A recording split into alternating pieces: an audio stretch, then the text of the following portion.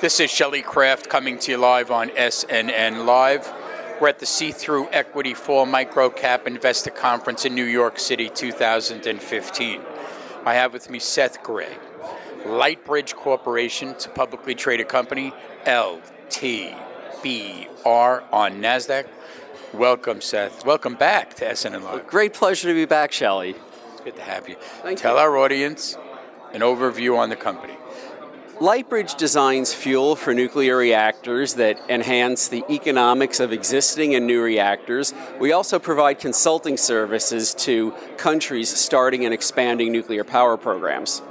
So now I have to ask you, what's new? Well, there's a lot that's new. 4 large utilities that generate a half of the nuclear power in the United States, Exelon, Duke, Dominion, and Southern Company, are advising Lightbridge on our nuclear fuel. They recently notified the Nuclear Regulatory Commission of their intention to see the fuel used as early as 2020 in the U.S., and we're marching through everything needed to be done to meet that goal right now.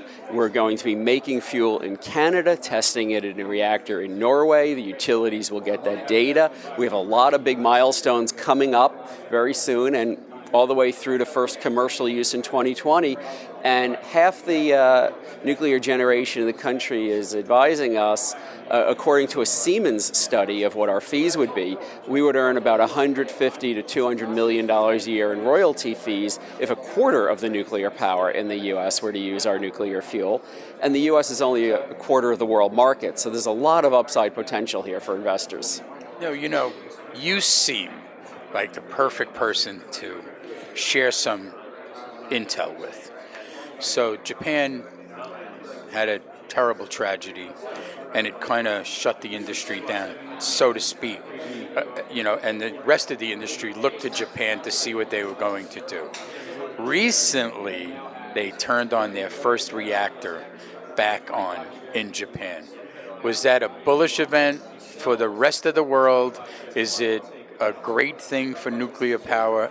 Please, I have my own ideas on it, but I think you might have more insight than I do. Well, Japan proved to be inadvertently an experiment in what does a country look like without nuclear power. And they saw their electricity costs soar, their carbon emissions soar, their air pollution soar, their reliance for energy on countries that they didn't want to rely on soar. And they're turning the reactors back on. They're heading back toward being about a quarter nuclear power. Plus, they're building 2 new nuclear reactors. So that was a bullish event for the industry. We're also seeing huge numbers of reactors being built in China, the United Arab Emirates, 5 new reactors being built in the United States. So it is a time of real growth globally in nuclear power now, including those restarts in Japan. I think it's important also to analyze the fact that modern nuclear reactors are so far in advance of what we may know from what has been. Please comment on that. Well, that's absolutely right. Those were 40-year-old reactors in Japan, and today's reactors have much better safety systems. The fact is those systems largely could have been put into the reactors in Japan and weren't. That's an accident that shouldn't have happened. Even so, nobody died at Fukushima. No one was hurt at Fukushima. It's a terrible incident. It never should have happened, such a bad accident.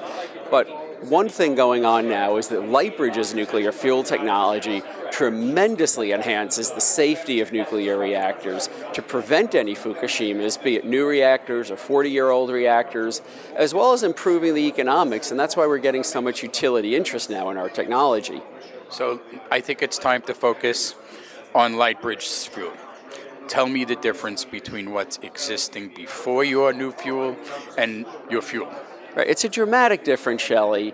The current fuel in reactors is very similar to what was used during the Manhattan Project in the 1940s in those reactors, and at the earliest phases of the industry in the 1970s, with very little change, ceramic, uranium pellets, and metal tubes. Lightbridge has reinvented nuclear fuel with a solid metallic fuel rod, none of these ceramic pellets. It can go into the existing reactors with very little change to the reactor, kind of like going from leaded to unleaded fuel in a car with very little change to the car.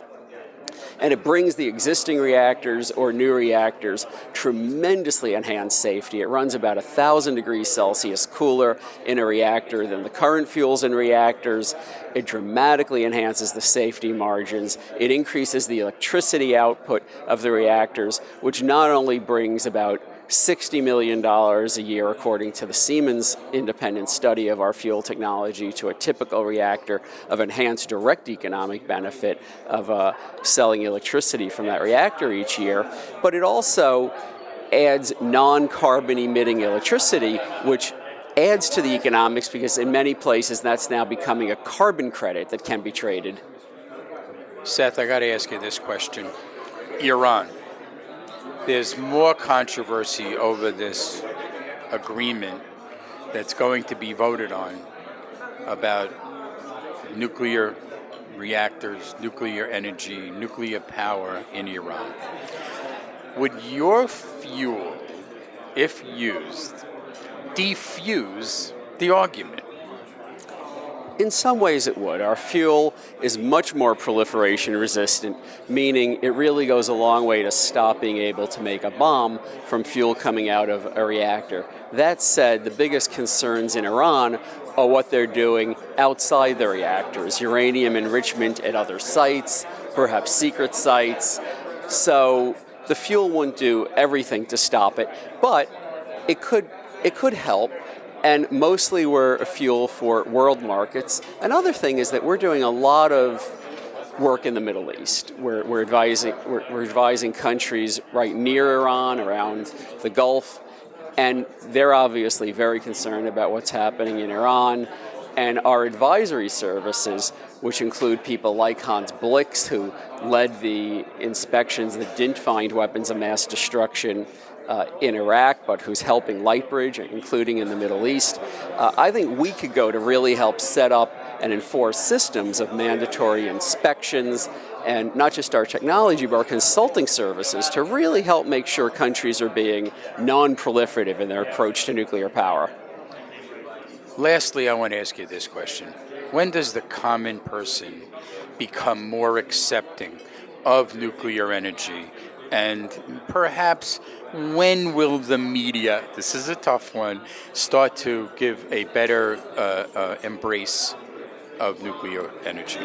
Well, first of all, around the world, some countries already do. In France, many schools have picnics on the lawns in front of nuclear reactors and are very comfortable doing so. They treat them almost like parks in some places.